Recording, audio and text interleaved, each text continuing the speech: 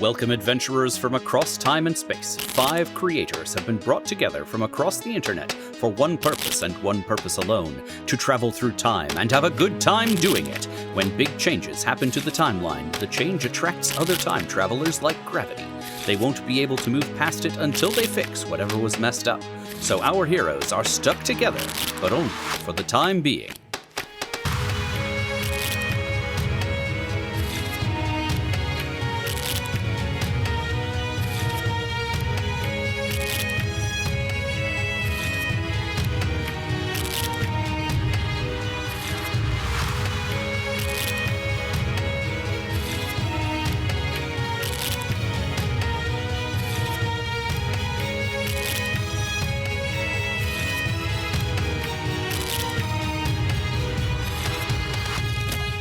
Easy enough? What do you think? I like it. I like how many times you say the word time. Yeah. I was going to say, you say so in there a many lot of times. times. And A lot. I love it. Yeah. So many times. It'd be self-conscious too, and I'm like, no. No, but That's the it's- shtick, man. That's Twice the shtick. would have been weird, but like, it's Yeah. the bit. Like, honestly, you could Yeah, probably add one exactly. more. Yeah. Count it up, make sure it's divisible by 3. Hello! Welcome everyone to our session 0. Our friends have already built our characters, and I'm so excited for you all to introduce your characters to each other and talk a little bit about that. But first, the most important thing for any role-playing game is to lay down the ground rules about like what we are comfortable doing together in the course of our stories. And so I would love to start our conversation by talking a little bit about the setting that we're going to go with, and then from there we'll talk about our lines and veils, and I will talk a little bit about the X card, which is my personal favorite gaming safety mechanism.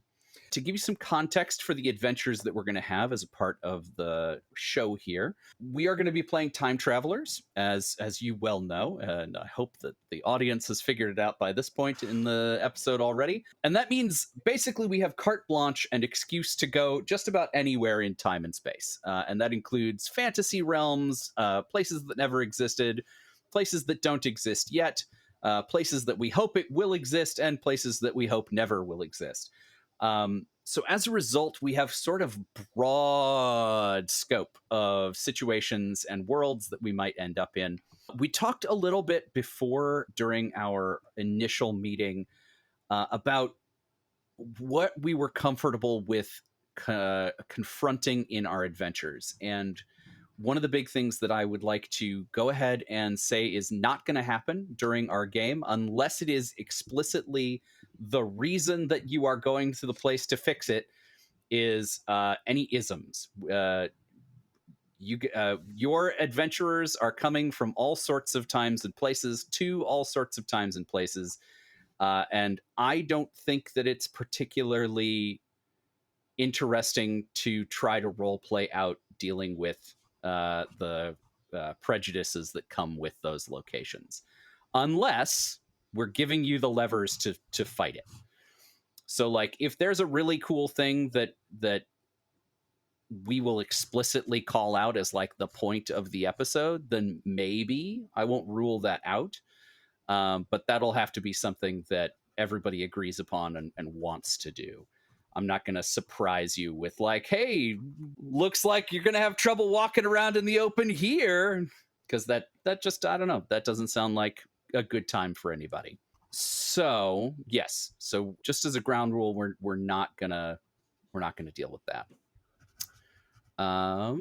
Other than that, friends, are there any things in the course of our role play that you would like to make sure we just don't do? If there's something that you find unpleasant, distasteful, frightening, what have you.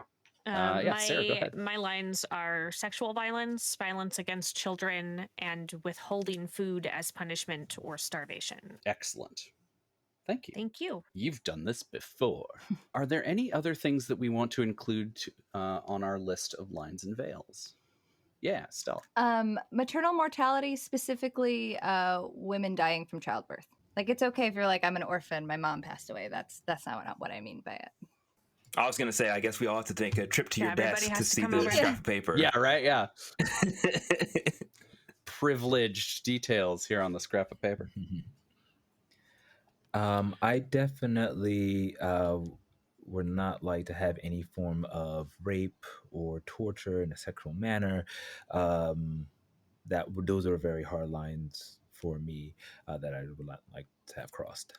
Those are noted. I was gonna say sexual violence, but that's been covered, so I think we're good. Yeah, sexual violence is one of the big ones for me as well, and I'm glad that it's already made it on the list. Something that comes up a lot at tables is violence toward animals. Like what level is everybody comfortable with? At my table, I usually say like you can attack an animal that's attacking you, but don't kick the neighbor's dog. So like I don't know, like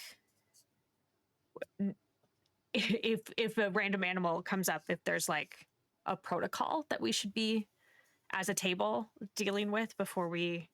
I don't know what shenanigans we will get into, but like yeah, no, I think that's a great one. And violence against animals is honestly something I don't usually use as a lever. So thank you for bringing it up because I would have completely forgotten about it.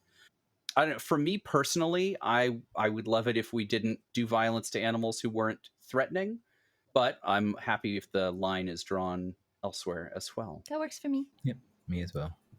Yeah, I'm good with that. Honestly, a little bit that plays into my character's bit, which we'll find out more. Ooh, foreshadowing. Foreshadowing. Excellent. All right, and now that we've done that, let's go ahead and talk a little bit about the X card. So the X card is a tool that I really enjoy using at my tables for things that we didn't think of during this part of the session. You know, sometimes you're having a different day, or there's a situation that you didn't think about or hadn't anticipated, and it's starting to go into a place that feels icky or not fun. And ultimately, this space, this table is meant to be here to be fun. We're telling a story together. And it's so much better when everybody is able to participate safely and happily. So I encourage in those moments for all of us to take the opportunity to steer things away. And if there's not something happening in the moment that you feel comfortable steering or that you have control over, you can just stop the direction by pulling out the X card. Now, that can be done in a few ways in this context. We do have a chat in the service here in Riverside where we're recording. You can type an X in the chat. That will alert everybody who's here and allow you to do that. So I'm going to go ahead and click that here. And you should see that notification pop up. You can also, because we're all on video here in our recording studio, you can also put your hands up in an X in front of your camera so that we can all see it. That's a good way to do it. You can also just say, hey, I'd like to use the X card or some iteration of that. And I would like to make it clear that you're never going to have to explain your use of the X card to me. We're just going to move away. We're just going to change the scene. We're going to change the direction. If it's interrupting something that has more legs to it or that is foundational to what I'm planning to do, we may take a minute to, sort of redirect and figure out what needs to happen to make everybody safe. But I'm never going to ask you to explain beyond what you want to say. The X card is safe and is not a negotiable tool. So, that being said, are there any questions about the X card or clarifications, since I know we've got a few fellow expert game masters on board today? Is there anything you'd like to add about the X card in your experience? I think it might be nice to have an option where we could privately message you, Ansel, if it's something that is... Oh, yeah. Sorry. Yes, you're welcome to send it to me privately as well. I don't anticipate that being a problem, but just in case. Yeah. And I also welcome you to, if you don't want a full X card, but you're like, hey, it sounds like we're headed towards rivers and I don't like rivers today, you can send me a chat ahead as well. Just be like, hey, I don't know if this is what's going on, but let's try and not have that happen. That's totally cool too. I encourage you all to message me privately if there's anything you want to change about the way game is going, even if it's not safety related. Cool. Good clarification. Thank you. Anything else that we want to talk about safety wise? Are there any tools that you use that help you feel safe at the table? I do have one that I like to use myself and in my games is the rewind. Sometimes we flub or we say something and I'm like, that's not what I meant. That's not how I like how I wanted to come out. Can we rewind? I really meant to do it this way. And because sometimes we flub our words or my mind loses itself. That's a safety tool that I definitely would like. Well, I would ask that we add to this as well. Absolutely. Actually, that's a really good reminder to me. I heard recently about a game that used, oh God, what did they call it? I think they called it the remote. And you could rewind. You'd be like, oh, can we bump that back a little bit? That's not what I meant to say, or I used the wrong power or whatever. They also had fast forward for like, all right, well, we're going to do a sex scene now. So they go to bed and then tomorrow they wake up and you just like fast forward beyond whatever thing is coming up. And they also had pause, of course, just to like take a second to like talk something out. So I love that language as a way of like describing those controls. And I will say that for us as a piece of content, this show is getting edited, so in the event that we as players around the table would like to remove anything that happens in the game, that is absolutely an option, and I want that to be on the table. We are all people who exist on the internet, and the internet is forever. So hey, I didn't mean to say that, or that's not really what I feel about that thing. We can edit that out. That's totally fine. Are we tonally? Because I've run a bunch of different kinds of games. Like I run Thirsty Sword Lesbians frequently. And so like how flirty / descriptive is this particular game? Is this a fade to black when it comes to any kind of flirting or sexual nature, or is it like what's happening with that? Yeah, no, that's a great question. I am comfortable with getting us all the way up to like a fade to black for, I don't want to do any explicit sex scenes, but like, we can have characters flirt, we can have characters go do whatever grown-up activities our characters want to do, for me. But how is everybody else's comfort level on that? That works for me. Me as well. Yeah, I'm good with that. I've made a note that it's going to be nothing but dick jokes all the way down. Awesome. Yeah. Yes. What's your podcast like? Mostly dick jokes. It's time travel and dick jokes, Isn't that most of them, though? Isn't that like most of them? We describe podcasts. Like we didn't change the meaning of the word yet. I feel like maybe the title of this particular one, when you release it, should be mostly time travel and dick jokes. And then everybody knows what you're getting into. Put that on the header. I think we've hooked them. Yeah, you can definitely judge this book by its cover. Yep. Fantastic.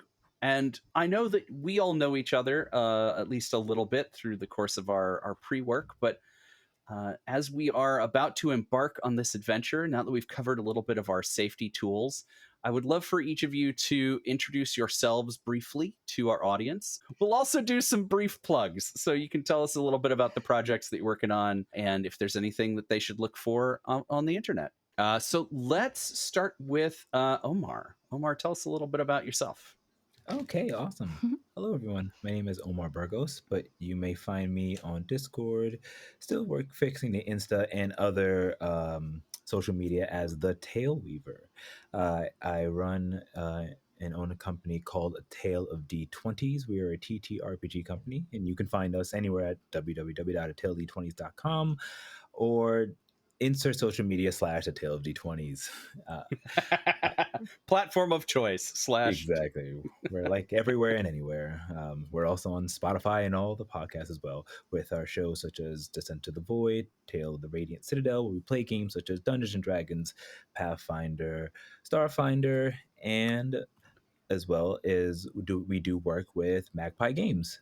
So you'll see a lot of things called Magpie Madness. You have to say it that way. I didn't elect it. That's It's how so everyone good. said it. We play all Magpie games, and coming soon to a streaming near you, possibly working on something called Tarot, which is, if you just imagine magical girl, guy, non-binary realness, anime transformations, full-on Sailor Moon, in the world of like Mask play, and it's pretty awesome. Still a work in progress and being play tested now, but that should be coming soon. That's very good. Ben, tell us about yourself. Hey, what's up? I am Ben. I am a DJ and a photographer. I've got a couple podcasts that I've done floating out in the ether, but I don't have anything current right now, but I'm working on it. But I am on this show, so there is that. Now you do. Now I do. But yeah, I've been playing really in TTRPGs and like Dungeons and Dragons 5e since 2020 when the world shut down. That was kind of my gateway. I started listening to a bunch and I was like, hey, I want to do this and start playing. So I played in a bunch of Discord games and stuff like that, but I'm excited to be here. Amazing. How about Sarah? Tell us a little bit about yourself. Hi, everybody. My name is Sarah Moore. My pronouns are she, her, and you can find me all over the internet at Pixies and Pins or my website, which is pixiesandpins.com. And you can find me every Friday night on Twitch in a show called Sarah's Table at 5 p.m. Pacific, where I highlight indie and small publisher games. You can also go to formerlyferalgames.com and check out my first RPG that was just released called The Crowned, where you get to play a god of a very small sliver of reality and see how much you mess up the world with that. Because spoilers, it's a lot usually. I'm everywhere, and if you just say my name 3 times into a mirror, I will show up and run an RPG for you.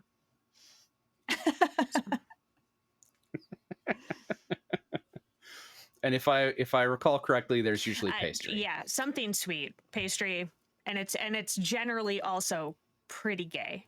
Just as a heads up to everybody, just super queer all the way down. So.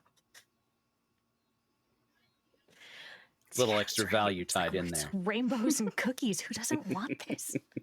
All right. And Stella, tell us a little bit about yourself. Hi, I'm Stella Cheeks. You may know me in Chicago as being the producer of Plan 9 Burlesque, or you might know me from the internet from my various podcasts at NYD Productions, like Spooky 30s or Extracts, or nominally Not Your Demographic.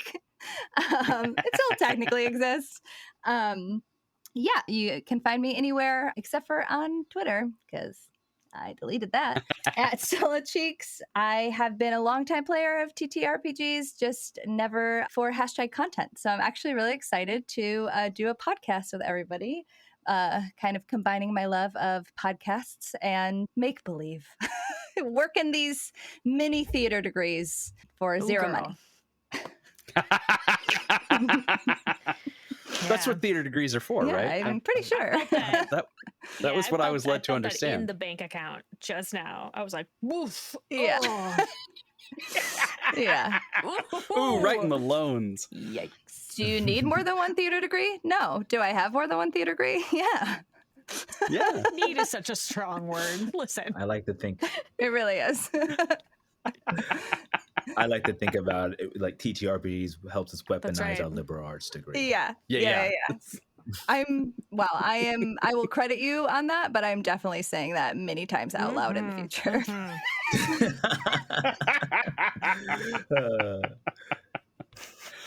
And finally, I am Ansel. I am the Indecisionist, and I am the creator of the game that we are playing in this podcast. So I'm very excited about that as an opportunity to sort of put it out in the world. If you are interested in playing this game, versions of it are available on itch.io, and you can find me at the Indecisionist there. You can also find me on all of the meta properties at The Indecisionist. And yeah, I'm also on Bluesky and what's the other one? Threads. Bumble. Threads. It did say Yes, Bumble. I'm on Threads. Did you say Bumble? Yeah, Bumble. I'm on Farmers Only. You may also find me on the podcast Time to Party, which is also produced by this company, which is a time travel movie podcast. And yeah, you would think I have a fixation, and you might be right about that. It's a very loose theme for a lot of your content. Just the smallest of threads pulling this all together. Uh-huh. It's every genre, but mostly time travel. But what a subject. I love time travel because there's so much mind effery in there and stuff, and you can make your own rules. So I'm about it. Well, give you all I think that this is actually a great thing for us to sort of tie off with. I love time travel because it's such a broad metaphor. Time travel lets us explore so many parts of humanity, and like, what would you do if you could travel through time? What would you do if you were stuck in time? What would you do if time looped back on itself? And the myriad ways that holds a mirror up to our psyche is just incredible. And if we can play even a little bit with that during the course of this silly game, I will consider this to have been an enormous success. So what is your favorite piece of time travel media? Does everybody have one? And yes, it can be Superman too. It's definitely Star Trek 4, the one with the whales. Hell yeah. Which is the official title. Yes. The one with the whales. Mine is Bill and Ted's Excellent Adventure. Very good. Mine would have to be, and it's not kind of because of the movies, because I'm a big comic book nerd fan, but it's the entire Marvel universe, how they did time travel and they made multiverses and all that. Like, I was in love with that growing up reading the comic books, and that started my what if you do change from the past, but then is that the same future anymore? And yada yada yada. So definitely comic books, but yes, the Marvel universe. All right. Yeah, I was gonna say probably Avengers Endgame, because nothing has made me jump out of my seat in a theater and like scream like some of the things that happened in that movie did. But for the hardcore fans, the nerds out there, Primer is also great. The movie, very good. It's like the very logistical time travel, but I don't know, I had a great time watching that movie. We have to shout out, at least I do, I love Quantum Leap, like the OG Quantum Leap. Oh yes. Oh my god, yes. I love Quantum Leap. I love Quantum Leap. You hold on to that thought. I will. I think about it every day. And we also have to mention my second favorite thing, which is Doctor Who, because the whole thing is based on time travel, and I love it. Well. Yep. There's a lot of Doctor Who vibes in this show, so definitely worth bringing up. I would actually love to shout out another podcast that I super fell in love with. It's called Ars Paradoxica, and it is such a nuanced and carefully crafted piece of time travel media. I cannot enough recommend it. It is so good. The whole concept is based around the Philadelphia experiment, and the idea being that like when the ship like cloaked itself or whatever, it fractured time. It like fell out of time, and it created this barrier where people you can travel through time now, yay, but you can't go further forward than the Philadelphia experiment, and you can't go further backward than the Philadelphia experiment. So people get stuck on like one side or the other of this barrier. And so you get to follow these agents who are like trying to figure out how to get home and what happened. And it's very, that very just like cool. spawned a whole new thing in my brain where I was just like, oh, but also Groundhog Day and Edge of Tomorrow. and like Edge of Tomorrow. The 7.5 Deaths of Evelyn Hardcastle. If anybody here has read that, that book is so good. The loop part of the time travel where you can't travel forward in time. It's very interesting. Have you guys seen Palm Springs? Similar concept. Great time loop movie. Much better than I thought it was going to be. So I'll bump it up maybe. Yeah, it's also on my list because Ansel said so. It's got that stamp now. I will accept that authority. To watch it. Fantastic. Yep, it's homework now. Amazing. Well, thank you all so much for joining me here. This is going to be such a good time, and I am so excited for our first adventure, which for those of you listening at home is probably in your feed as we speak. You don't even have to wait. That's time travel. That right there, time travel. We've broken. We're coming to you from the past.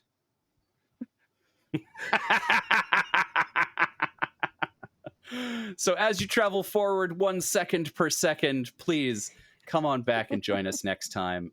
Stella Cheeks is at Stella Cheeks on Instagram and Bluesky. Sarah Moore is at Pixies and Pins on all of the social media channels and at pixiesandpins.com.